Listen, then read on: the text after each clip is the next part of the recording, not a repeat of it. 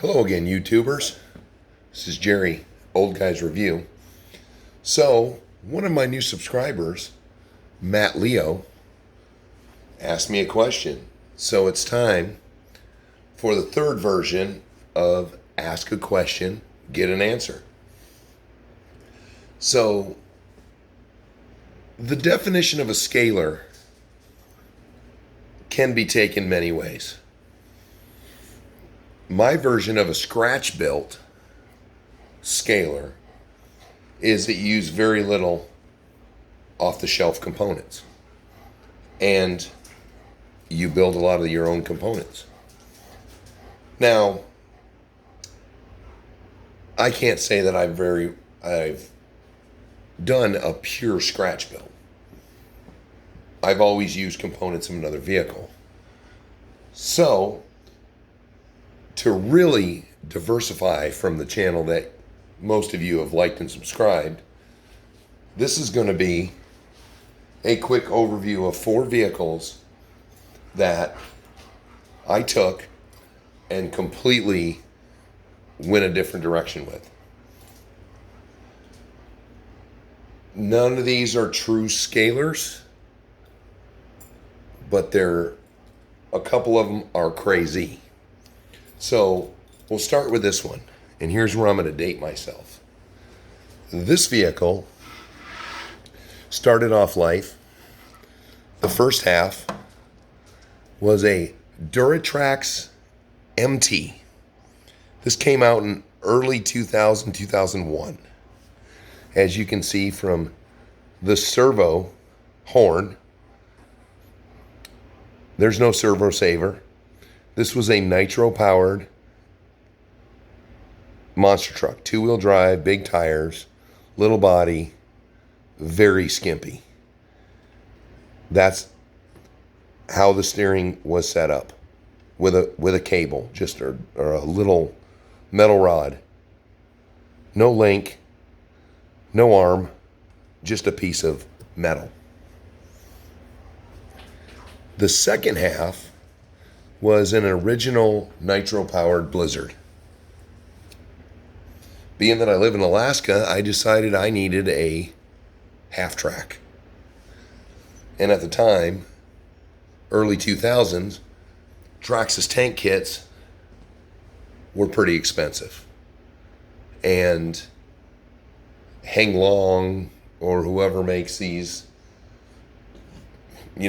300, 200, sometimes you can get them for $60 tanks, didn't exist. So my half track was going to be ginormous. So basically, I took the MT, got me a big old hunk of aluminum. Of course, for what I was going to be doing with, even for a nitro-powered vehicle, the shock tower wasn't strong enough. So, put me some L-channel in there. Went underneath, where I mated it to the Kyosho. Self-tapping bolts, basically. Another piece of aluminum under here to ensure that there was no flex. And the rest is just Kyosho. I basically just lock the steering so it only steers from the front. At the time, I've never been very happy with bodies I've made, but this was I want to say it was a Nyko H2 that I just cut the little tiny bed off the back of it and made a flatbed. I was never very happy with the body, but it was enough that I traded it off. And a lot of these crazy builds, I ended up just stealing all the components out because I just didn't use it very much. So that's one, which really isn't a scratch build because I just took 2 existing trucks and put them together. Now here,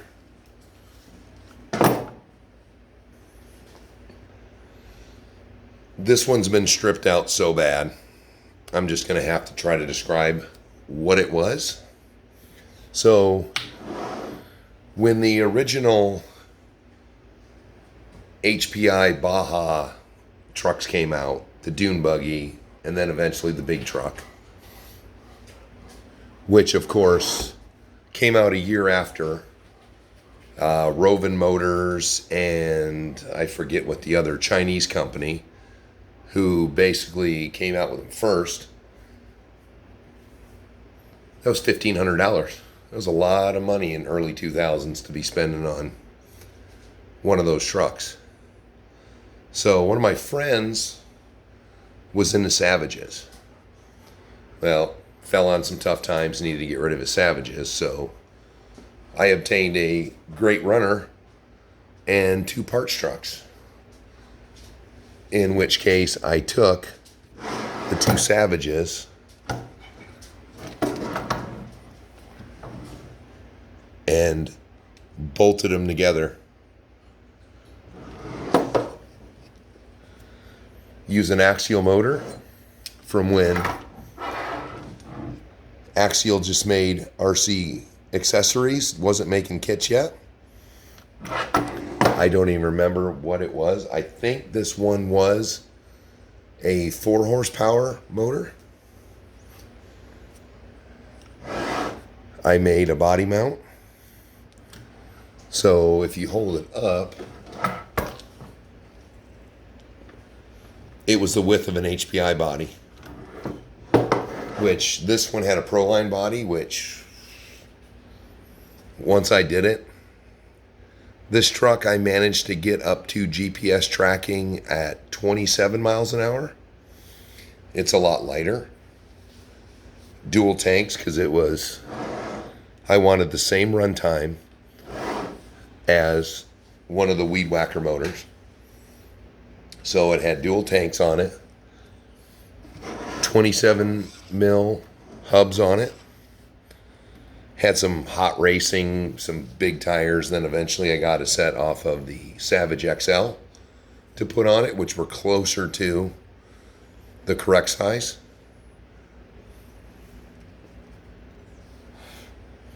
Early days, so a Traxxas T-Max rear aluminum bumper.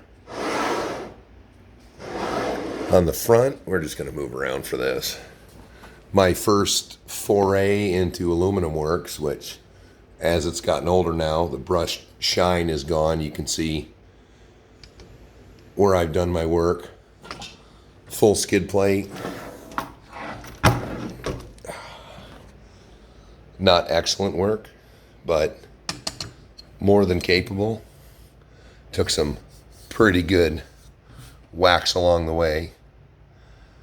You know, without reinforcing and bracing the backs of these, I had no place to drill, so formed it to the body line of the Savages, kind of sort of in a way, and made my cheap knockoff that once it had a body and tires on it was hard to distinguish from the original 3-speed transmission to make sure I got every ounce of oomph out of it. Oh, some of my aluminum pieces have come out of here.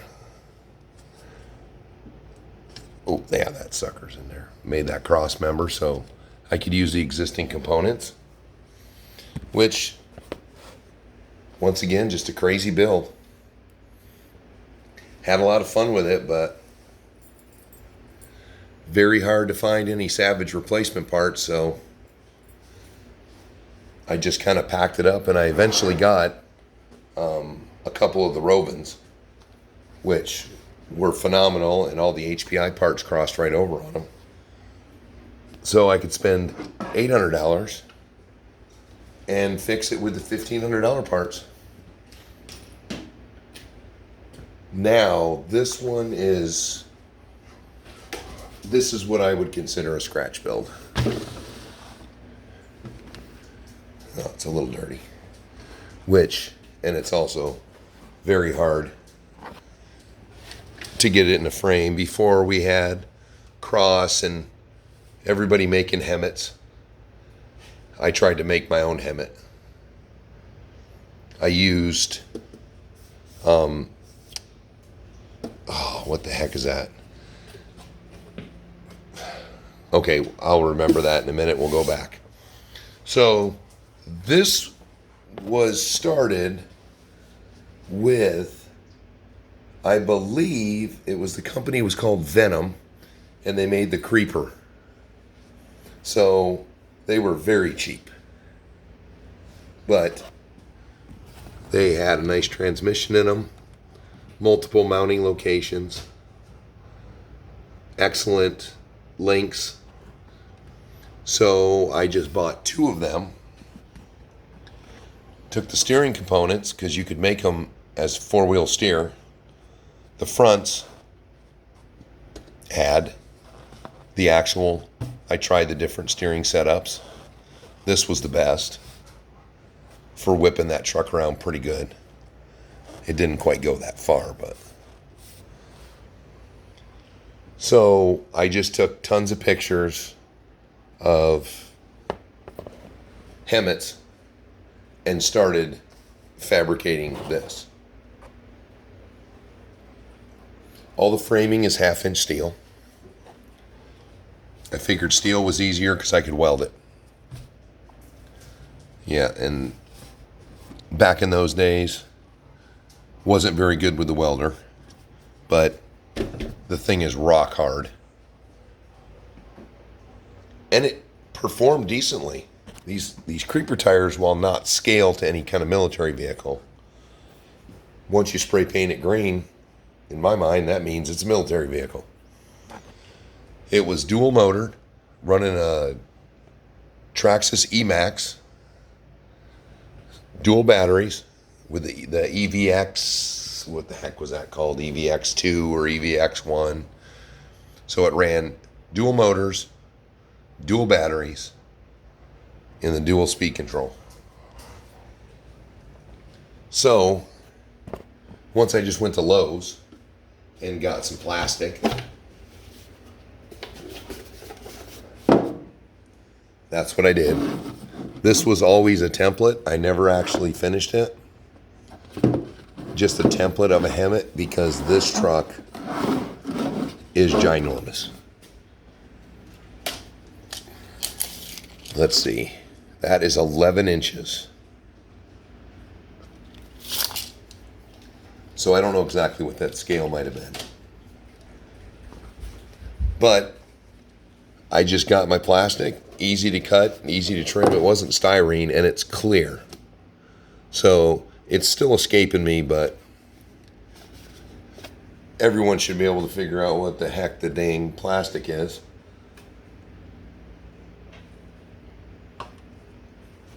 I think it's almost was a vinyl plastic, because it was a little more malleable. And I just made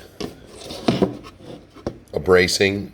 I used 3M makes an excellent, it's a semi-rigid plastic repair, which it heats itself, and once it dries, it is rock hard. But this, in its heyday, with many scratch-built components, just like a Hemmet, you had the engine cover, I had an air cleaner assembly, the spare tire, to here. That was all the body of the truck. And the rest was all flatbed. That I did with wood and plastic. And it ended up getting traded because somebody wanted a nice flatbed. The flatbed was actually nicer than the rest of the truck. But that was just my bonkers, off the wall, massive build that lost interest, and it became a parts truck that gave its electronics to 2 different trucks, traded its bed off to get me some more scale stuff. And all I got left is the cab. So, you know, if I ever revisit it, at least it'll look like a truck when I'm driving it again. But all it needs is electronic. It's got both the batteries, or both motors are still in it. All I need are some servos and the speed control, which I have speed control sitting on the shelf. So that is that one, which I guess is my closest to the pure scale or pure scratch bill.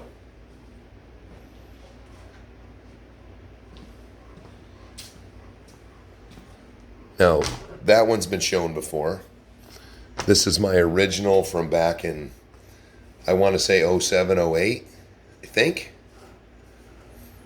Where I made, that's an Axial. It's an SCX-10. Original. Got your original axles on it. And this truck has been pretty impressive. It's actually missing, well, let me see. Nope. It's still got everything in it except for its light kit. Which, the first body I made for it was that. Which, it was okay. I like the Kodiak. Did a lot of trimming. Put this lip in so you actually have a fender liner. And I thought it would be a goofy thing to put a Humvee back end on it. Once again, very capable truck. Had a lot of fun with this one.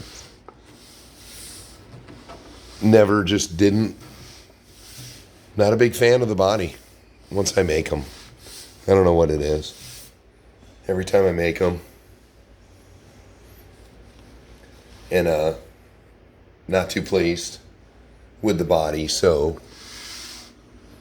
went with another one.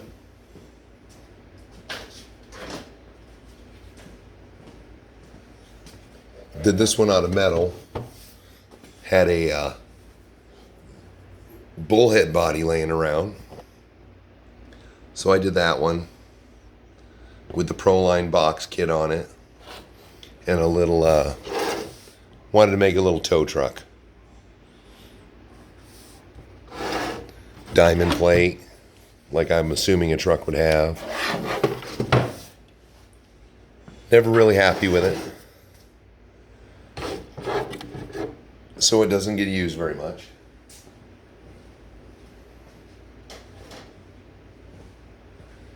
But there it is. A little bit longer video than I thought I was going to do. But there it is. Not necessarily scale builds or scratch builds. Just some of my crazier builds from back in the day.